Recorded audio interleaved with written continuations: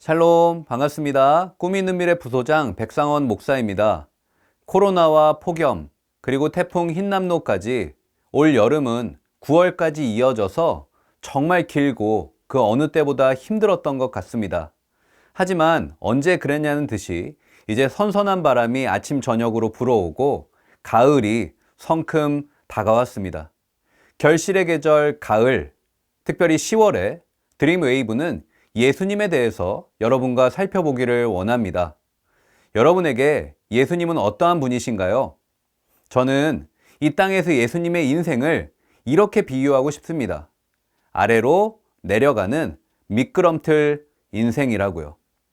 이 세상에서 예수님의 손익계산서는 언제나 마이너스였습니다. 하나님이신 예수님이 인간의 몸을 입으셨습니다. 저 높은 하늘 보좌를 버리고 이 땅에 내려오셨습니다. 이 세상에서 예수님의 자리는 초라한 말구유 뿐이었습니다. 예수님의 친구들은 이 세상의 갑이 아닌 을이었고요. 예수님은 십자가를 향해서 매 순간 나아가시죠. 십자가는 이 세상에서 가장 낮은 곳입니다. 십자가에선 자기 목숨마저 버려야 하기 때문입니다. 사도 바울은 이러한 예수님의 인생을 빌립보서 2장 6절로 8절 말씀에 이렇게 고백합니다.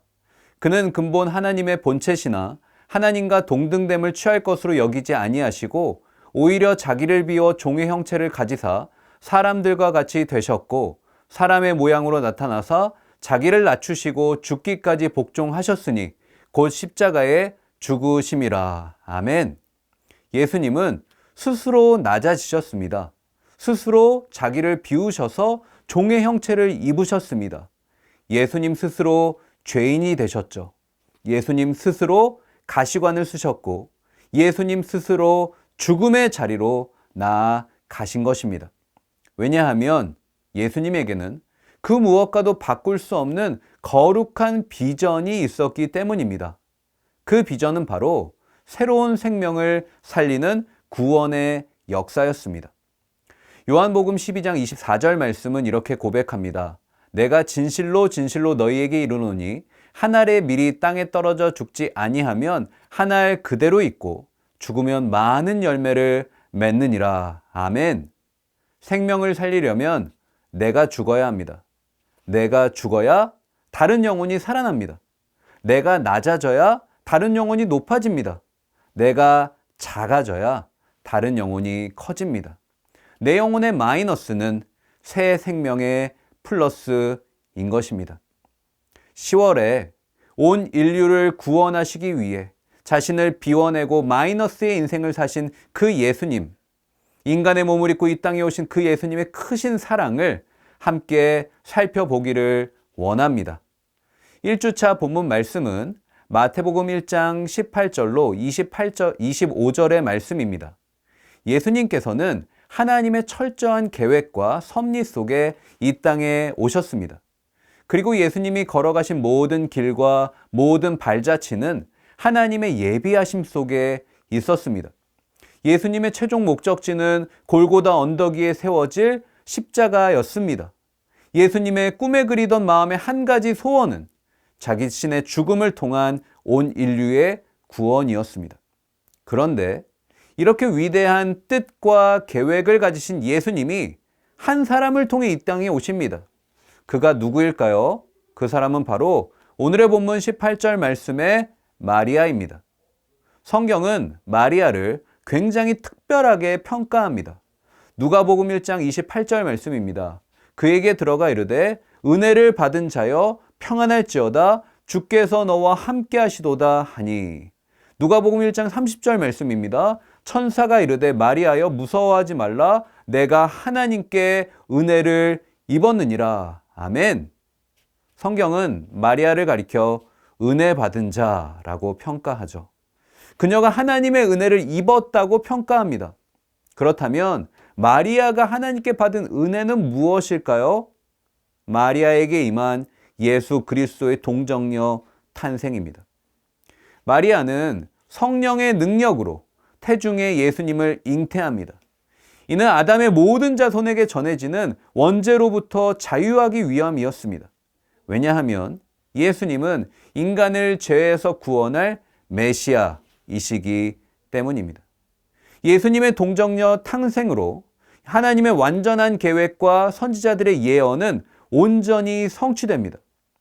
특별히 구약시대 이사야 선지자의 예언대로 예수님은 우리와 함께 하시는 임마누엘의 주님으로 이 땅에 오십니다. 하나님은 오늘도 보혜사 성령을 통해 우리와 함께 하시죠. 그리고 교제하십니다.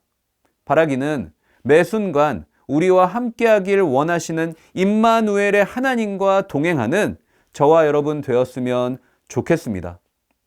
요셉은 갑작스러운 마리아의 잉태 소식을 듣습니다. 하지만 그는 흔들리지 않죠. 19절 말씀에 보니까 그는 의로운 사람으로 마리아와의 정혼을 드러내지 않고 조용히 끊으려고 합니다. 하지만 천사가 나타납니다. 꿈에 천사가 나타나 마리아가 세상을 위한 구세주를 낳게 될 것이라고 이야기하는 거예요. 그는 믿을 수 없는 천사의 이야기에 즉각적으로 순종하죠.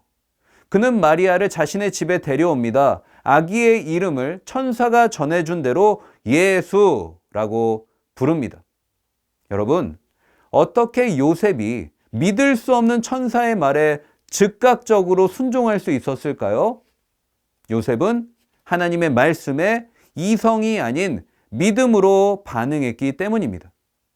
신앙생활을 하다 보면 내 머리로 이해할 수 없는 하나님의 말씀을 접할 때가 참 많습니다. 이때 성도의 올바른 태도는 무엇일까요? 하나님의 말씀이 확실하다면 내 이성이 아닌 믿음으로 순종해야 할 줄 믿습니다. 그러할 때 우리의 삶에는요, 내가 미처 생각지 못한 순종의 열매가 맺어지는 것이죠. 하나님의 말씀 앞에 지체하지 않고 믿음으로 반응하는 순종의 사람 되시기를 주님의 이름으로 축복합니다. 2주차 본문 말씀은 마태복음 4장 1절로 11절의 말씀입니다. 1절 말씀을 보시면 그때에 라는 부사로 시작합니다. 예수님이 세례 요한에게 세례를 받고 성령이 임한 직후를 뜻하죠. 예수님은 성령에 이끌려 광야로 가십니다. 여러분, 이 말을 직역하면 성령이 예수님을 광야로 내모셨다라는 뜻입니다. 이때 당시 초대교회 성도들은 영적으로 큰 고통 가운데 있었습니다. 로마 제국의 통치 아래 그들의 신앙은 크게 흔들리죠. 특별히 이전까지 경험치 못했던 로마의 거대하고 세속적인 문화 앞에 그들의 신앙은 완전히 무너집니다.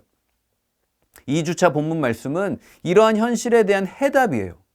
그 해답은 바로 광야의 영성이죠. 여러분, 광야의 영성이란 광야에서 주어지는 믿음입니다. 광야에서 생기는 영성이에요.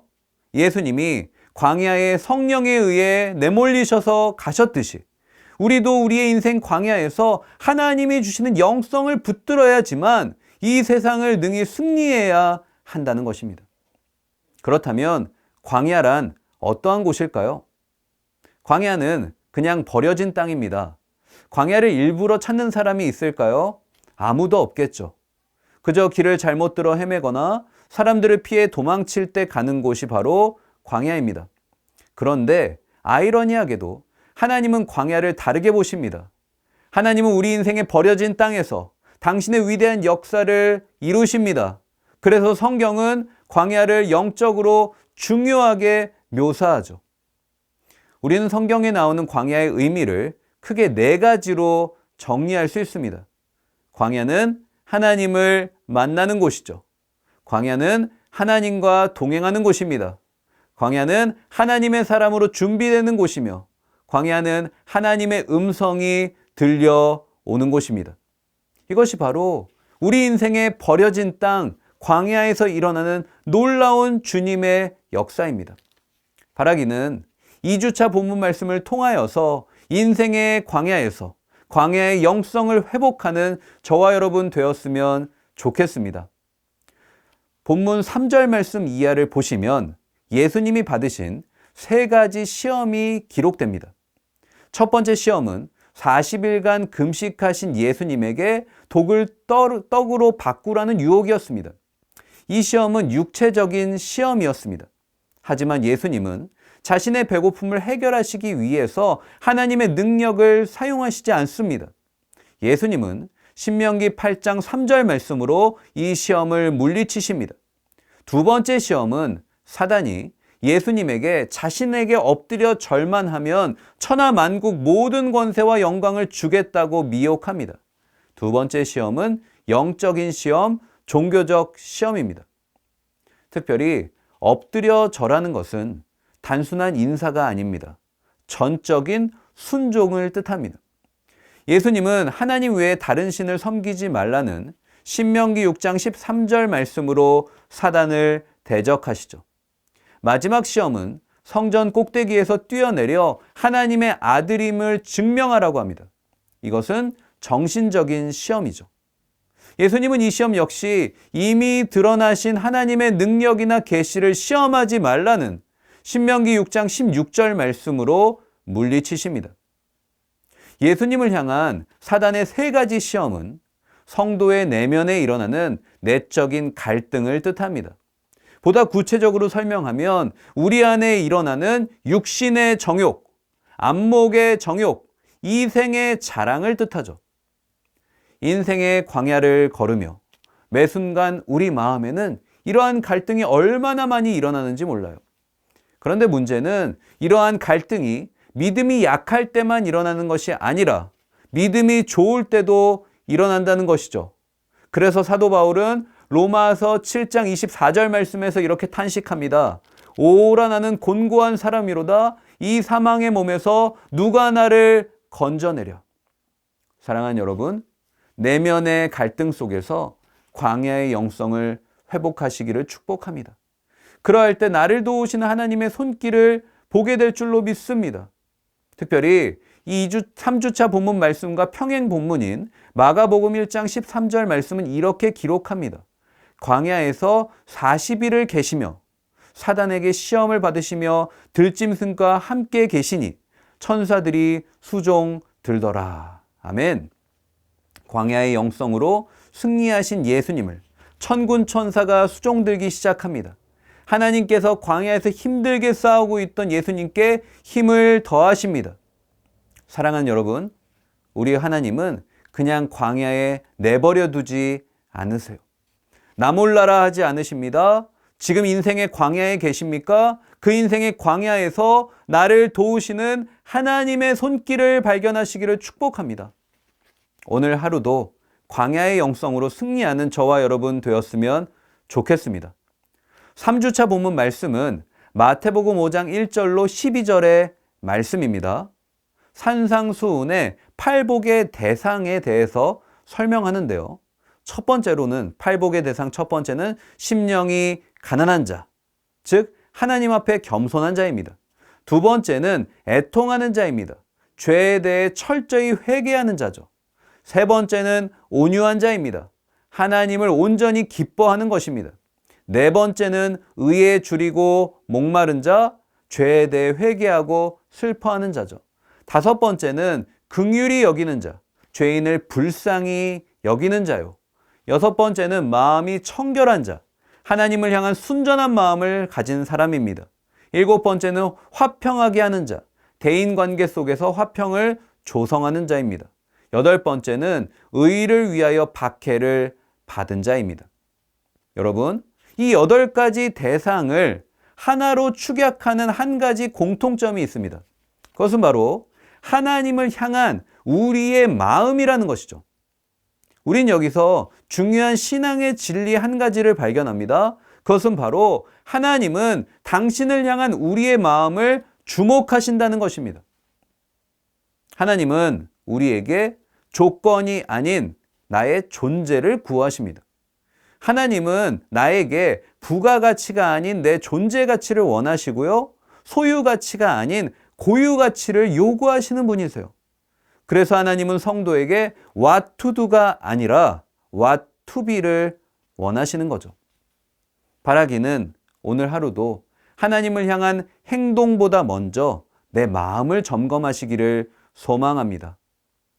산상수훈이 말하는 팔복을 순차적으로 성경은 정리합니다. 첫 번째 팔복은 무엇입니까? 천국을 소유합니다.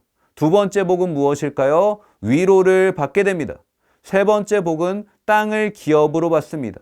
네 번째는 배부르게 되고, 다섯 번째는 긍휼히 여김을 받고, 여섯 번째는 하나님을 보게 되며, 일곱 번째는 하나님의 아들이라 일컬음을 받게 되며, 여덟 번째는 천국을 소유하게 됩니다.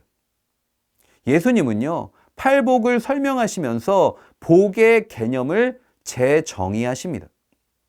이때 당시 사람들은 복을 물질적이고 현세적인 것으로만 이해했습니다. 하지만 예수님이 말씀하신 진정한 복은 영적인 풍요요, 내적인 평안이죠. 우리 인생의 가장 큰 축복은 하나님과의 동행이라는 것입니다. 하나님과 동행하는 인생이 가장 아름답고 가장 복된 인생인 것입니다. 하나님이 원하시는 복의 개념을 정확히 이해해야 하는 것입니다. 그러할 때 그 복을 간절히 사모하여 복을 누리는 저와 여러분 되었으면 좋겠습니다. 4주차 본문 말씀은 누가복음 5장 1절로 11절의 말씀입니다. 예수님께서 가시는 곳은요, 언제나 인산인해를 이루었습니다. 1절 말씀을 보시면 예수님께서는 게네사렛 호숫가에서 무리에게 말씀을 전하십니다. 그때 예수님은요, 호수에 정박해 있던 배 두 척을 보시고 베드로의 배에 오르십니다. 육지에서 그물을 씻던 베드로는 예수님의 갑작스러운 행동에 당황하지 않아요. 배는 어부 베드로의 인생이요, 그가 꿈꾸는 미래죠. 배에 오르신 예수님은 베드로를 당신의 제자로 부르십니다. 예수님께서 우리 인생에 갑자기 찾아오실 때가 있습니다.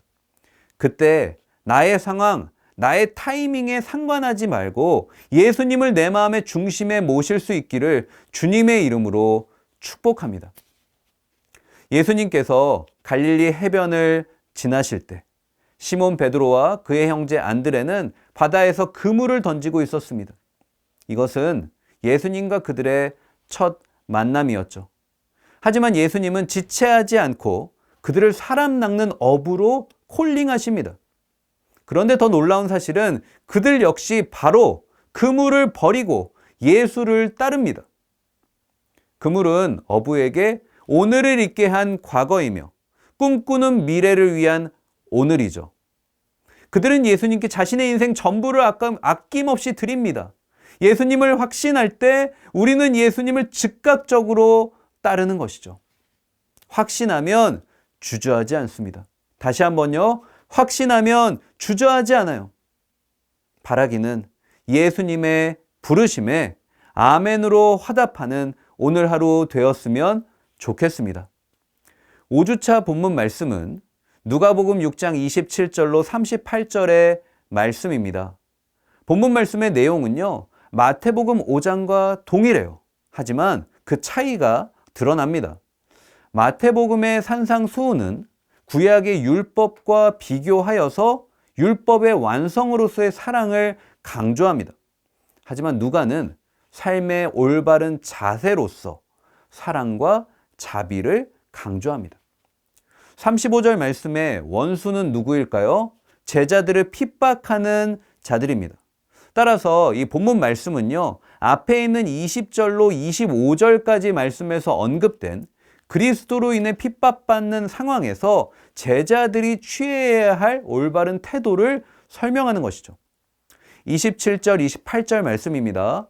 그러나 너희 듣는 자에게 내가 이르노니 너희 원수를 사랑하며 너희를 미워하는 자를 선대하며 너희를 저주하는 자를 위하여 축복하며 너희를 모욕하는 자를 위하여 기도하라.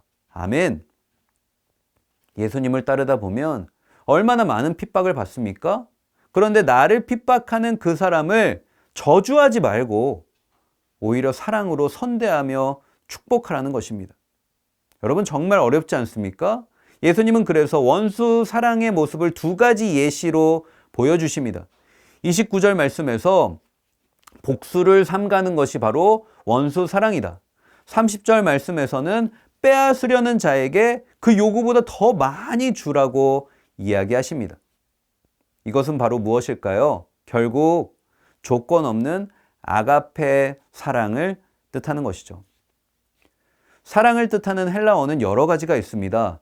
필리아, 친구 간의 사랑, 우정이나 우애를 뜻하고요. 스트로게, 가족 간의 사랑, 부모 자식 간의 사랑, 특히 자녀를 향한 부모의 다함 없는 사랑을 뜻합니다.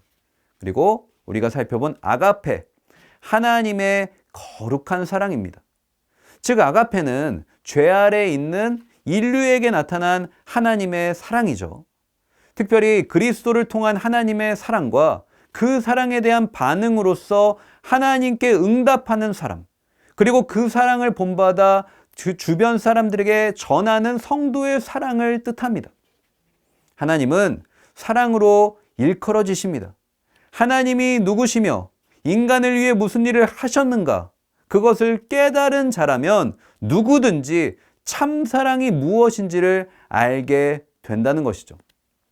하나님은 당신을 믿음으로 영접한 자에게 그 사랑을 소유하는 기쁨을 주십니다. 그리고 그 사랑을 행할 수 있도록 은혜를 베푸십니다. 아가페의 사랑은 그 소유한 자의 생애를 붙들며 삶의 원동력이 됩니다. 하나님이 나타내 보이신 그 사랑은 아무런 방해도 받지 않는 사랑이요, 우선적으로 남의 필요와 관심을 채워주는 진실되고 선한 의지입니다. 그리고 그로 인해 막힌 것이 하나가 되는 유일한 비결이 되는 것이죠. 예수님은 31절 말씀에서 제자들에게 황금률을 선포하시죠. 남에게 대접을 받고자 하는 대로 너희도 남을 대접하라. 아멘. 예수님은요, 자신을 핍박하는 악인을 사랑으로 선대하라고 하십니다. 왜 그러실까요? 예수님이 원하시는 그 아가페의 사랑이야말로 황금률을 통해 드러나기 때문입니다. 바라기는 오늘 이 시대를 예수의 제자로 살아가기로 결단한 저와 여러분이 그리스도로 인해 받는 핍박을 예수 그리스도의 아가페의 사랑으로 극복하여 악을 선으로 이기는 믿음의 사람 되시기를 주님의 이름으로 간절히 축복합니다. 이것으로 10월호 주제 강의를 마치도록 하겠습니다. 감사합니다.